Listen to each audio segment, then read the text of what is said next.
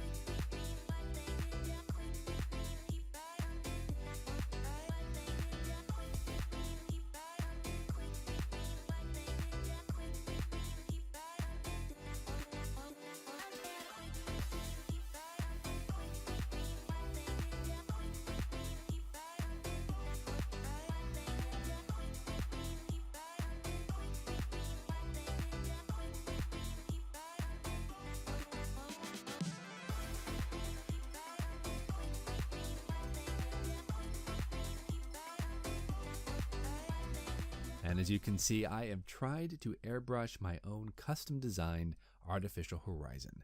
I saw a picture of one of these on the internet somewhere and I thought, that's a really cool base. Let's go ahead and make that. And I've airbrushed it. I've also gloss coated it with a nice coat of future. I think it looks pretty cool. It's not 100% accurate, but again, I wanted to try something different, something new, and this is what I came up with. So I'm happy. Hopefully you guys dig it. We're going to go ahead and move on though, let everything dry, and then we're going to come back probably about 24 hours here from our time lapse, and we're going to hit the decals. So we've been about 24 hours here on the bench. The aircraft is dry. Our nice coat of future is very glossy, super shiny. So we're ready to go ahead and apply the decals. These are very, very thin, however, so I have to be very careful because they do tend to rip and tear very easily. But I'm going to go ahead and do my exact same process as I always do. A little bit of microset, a little bit of microsol. They tear very easily. So I'm going to take this nice and slow. I'm not going to record it because, well, these are standard decals, nothing fancy. If you put on one decal, you put on a ton of decals. So I'm going to go ahead and just cut out everything. We're going to jump into it. We're going to try and do up the markings as best as we can. Then we'll check in momentarily, let you guys know how they're going, and then hopefully we can get this all finished up. All right, so we are very close to being completely finished with all the decaling, and I wanted to go ahead and take this opportunity to just kind of fill you in on a couple things that I found with the decaling process. First off, the wolf head that I had on the side of the aircraft absolutely shredded apart. So I've switched over and I've done the witch and the moon because I think that's actually a cooler look and it's supposed to be kind of fun, and I like that. It's a bit more lively. Also, I have not put all of the stencils on because it just looks too cluttered. So right now we've got a very basic decaling done. It looks awesome, I think, so we're going to go ahead and let that dry. After the missiles are all on here, guys, we're going to go ahead and take a little bit of weathering powder, and I want to weather up the gun port just a little bit, as if maybe it fired some cannon rounds. And then we'll do a little bit of streaking here and there. Nothing too fancy, guys. Like I said, this isn't really supposed to be too much of an accurate build. This is a fun kind of an eggplane build. It's just kind of neat and different and leaning a little bit more towards the overemphasized and not so much towards realism. So I'm not too concerned about making this thing like weathered and chipped and all that. That's not important. I just want to have fun with it and just do what I can. Since that's all kind of done and ready to go, we need to go ahead and top coat it with a nice matte finish. Well, it's more or less a semi-gloss finish made of two components. We're going to do about a 1-to-1 mixture of our Winsor Newton matte varnish, and then we're going to put another equal part of future floor polish in there. Mix it together. That will give us a very nice satin finish, not too flat, not too glossy, right there in the middle. You can add a bit more matte varnish if you want it to go even flatter, but if you just shoot just this flat varnish right on the airbrush, it's going to be bone flat, guys. It's going to be so flat. I don't want that to be that. I want a little bit of gloss to it. So like I said, 1-to-1 mixture, part matte varnish and 1 part future. Mix it together, shoot it to the airbrush, and let's see how it goes. We're going to be firing at about 15 psi.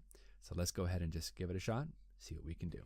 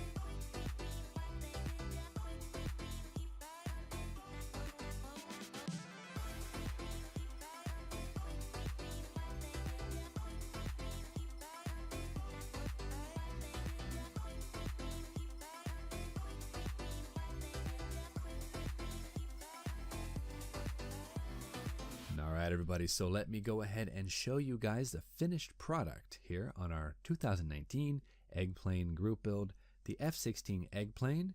Here it is, all finished up in, well, it's eggplane glory. I gotta tell you, this has been a really, really fun build. It's been interesting. I'm not really sure if I'm gonna do another eggplane anytime soon. For the size that these things are, it actually was a lot tougher than I thought it was gonna be. I really figured just throw some parts together, boom, call it a day, but the decals gave me a little bit of hassle. Like I said, I lost the wolf head decal. I had to go with the witch and the moon, which is fine. I actually like that a little bit better. It's a bit more fun, a bit more cartoony. The base is awesome. I loved making that and just kind of piecing it together with a bunch of different parts that I found. So, yeah, I mean, I had a lot of wins with this as well, but man, the decals on these things, they are so tough to use. They just fall apart so quickly. They're super thin, which means if you nick them, they just are destroyed almost instantaneously if you move in the wrong way with microsol on them. It just, yeah. I did use microsol and I did use microset to really make sure they weren't going to go anywhere, but I don't really think I needed them. It's just kind of my standard operating procedure though, so I did it and well, we're done. Things I did on the kit, I did drill out the backs of the missiles. I added a custom engine made from an F-104 starfighter. I drilled out the intake a little bit to give it a bit more depth, and I hollowed out the Vulcan cannon gun port just to give it a bit more life. I did end up tinting the canopy just slightly with a bit of smoke by Tamiya.